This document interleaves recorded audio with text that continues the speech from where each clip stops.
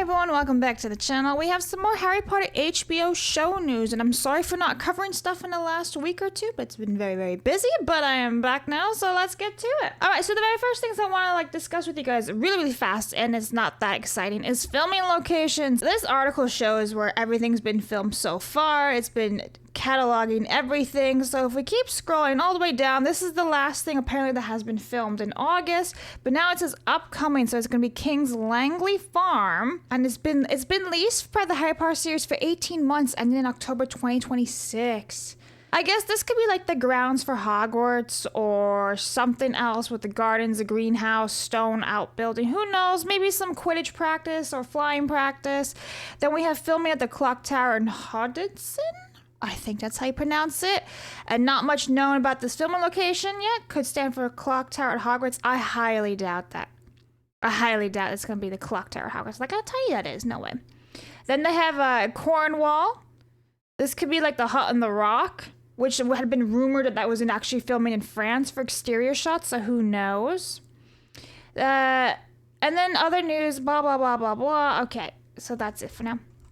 So that's it for filming locations. Let's move on. So as we are well aware, on September 1st, I covered Back to Hogwarts, where they announced more Harry Potter cast members, including the return of Warwick Davis. Now, if you guys know me, I think Warwick Davis is an absolute Chad, so I am excited to see him return. However, I'm curious about how they're going to depict him. Are they going to keep him as the same Phileas Flitwick in costume and everything, or are they going to change it? I really am curious to see how he's going to look.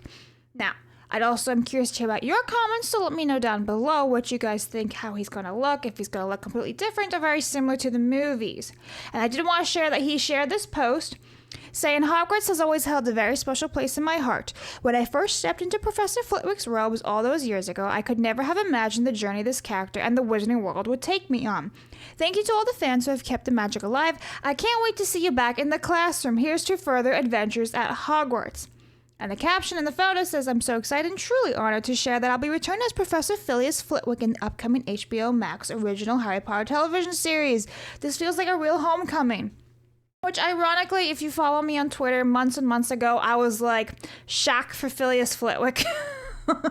Just because since they were doing the horrible casting of Snape, I was like, well, why not? Let's make it super duper tall. David Holmes, who was the stunt double on the Harry Potter film, says huge congratulations and they're lucky to have you back at Hogwarts. And then there's a bunch of other people saying hooray, including Theory, and then a bunch of other people, Hogwarts Vault, whatever, you know, everyone's very excited. And honestly, this is a pretty good casting, but very interesting too, so I would love to hear what you guys think. So again, let me know. Then we have the actual announcement, right? So they announced it on Back to Hogwarts in like a post, an article, a YouTube showcase. You guys can go and watch it on my channel right now, but they also did it on Instagram, right?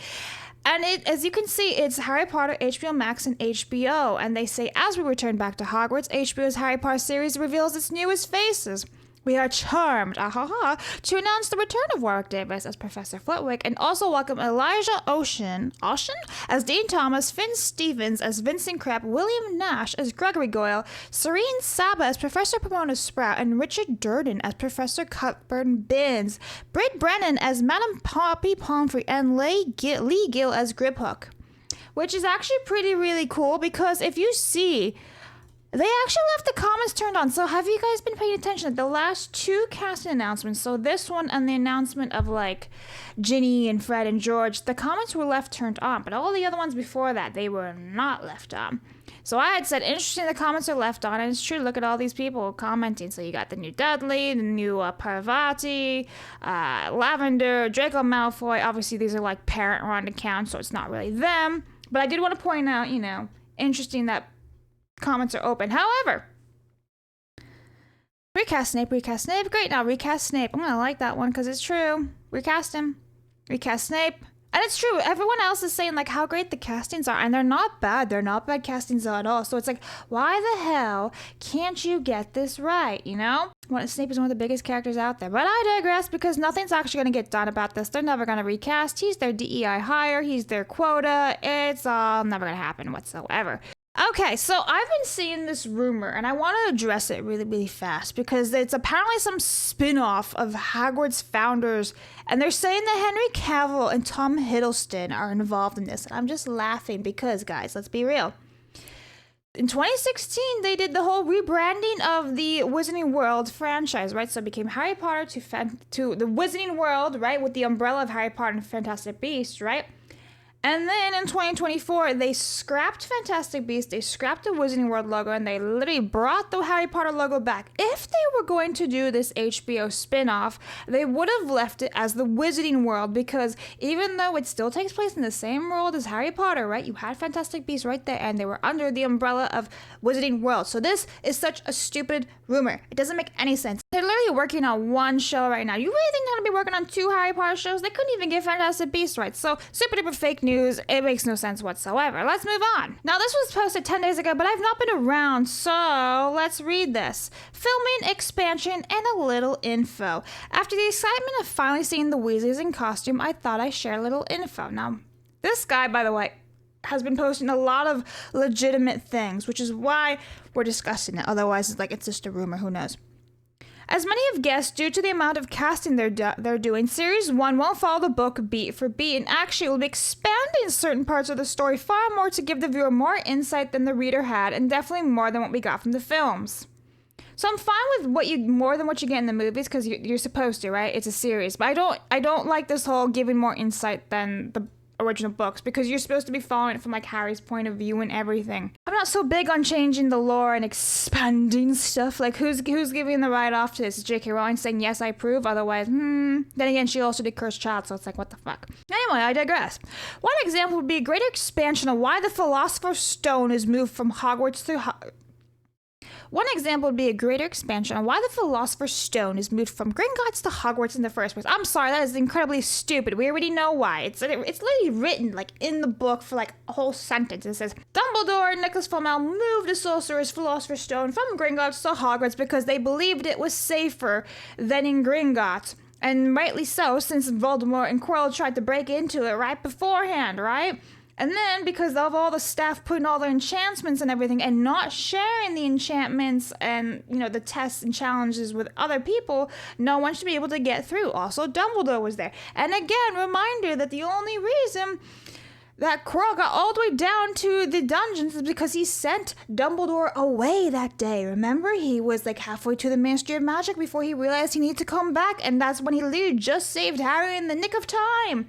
But no. We need to expand the lore. What? Okay. I commented recently talking about my excitement for this series, and in my opinion, it's these type of expansions and growths of the original story which will make this series stand out from the films. I'm pressing exit out. Alright, as for filming, as seen in the last few days, it's been the outer of the Leaky Cauldron, now King's Cross, which is true. They're filming close to chronological order, as the Leaky Cauldron interior scenes are due to film next month with the actors previously spotted, including Daedalus, currently his only scene. Shortly after, I believe the more exciting early Hogwarts scenes will start to be filmed. The Weasley twins looked excellent, blah, blah, blah, blah, blah. Okay, so here's the thing. Again, I don't really like this whole expanding the lore when the lore is already there in the books. You just have to read the books. Right? I just explained everything to you. So what is there to expand on why the stone was moved from Gringotts to Hogwarts? What else is there? It's literally right there. To me, this sounds really stupid, and it sounds overboard that you're gonna water everything. If you're expanding it so much, you're just gonna saturate the lore, in my opinion. You should. I don't know why we can't just go straight from page to book, which is what they had advertised in the very, very beginning before any of this casting was made. They're it's gonna be a super duper close book adaptation, isn't it? If you're really expanding the lore, how is that a great adaptation? I'm just saying. Anyway, I'd love to hear what you guys say below. You're probably going to be yeah, you're wrong, but I don't care. This is my opinion. So this is also another point that I had here. Who's signing off on this expanding the lore, right? Because it's true. Did J.K. Rowling write extra stuff? Or was it some kid fresh out of college whose daddy is big at HBO? Again, some of these writers who are writing for HBO Harry Potter are brand spanking new. I really tweeted out what I just explained to you guys. But again, why expand an already simple thing? It makes no sense to me. None.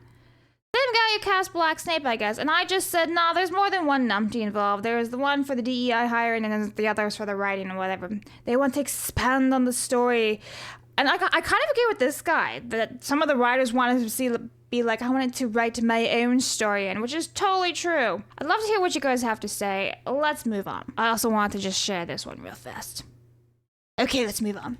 Next up, okay, now this, I don't know how true this is, but Thiago, which by the way, I'm sorry, Thiago. I've been saying your name wrong. I kept saying Thiago, but it's Thiago. I'm sorry. Anyway, he says Alistair Stout, who plays Ron Weasley in the Harry Potter show, will keep his Mancunian accent. I think that's how you say it. Now, I don't know what that is, to be honest. I do have a video pulled up so we can listen to like what it sounds like, but I'm fine with his accent so long as the rest of the family sounds just like him, right? Like if he's the only one with a certain accent in the entire Weasley's bunch, you're gonna be like, well, that doesn't make much sense, right? Again, it's the same thing as Dominic having a Scottish accent when he should be having an English accent, because he's like Harry's born and raised in Surrey, England, right? Not Scotland. So I understand, it shouldn't be like, overall the UK, but separation of accents, right? I hope it's correct. Now, I do have this example pulled up, and we're just gonna listen to them speak. Cora would say, for example, in the word shut. Shut. Shut. Shut. So I kind of think that this sounds a bit like the Ron Weasley in the video games. This is like a really quick one from Goblet of Fire. Not the best example, but... How are we going to get past that Death Eater? A bean! I just also really wanted to share a bean, because if you know, you know. But maybe, there's got to be some more Ron Weasley. Hang on. Doesn't he go to bed a lot? Go to bed. Let's see. Ow.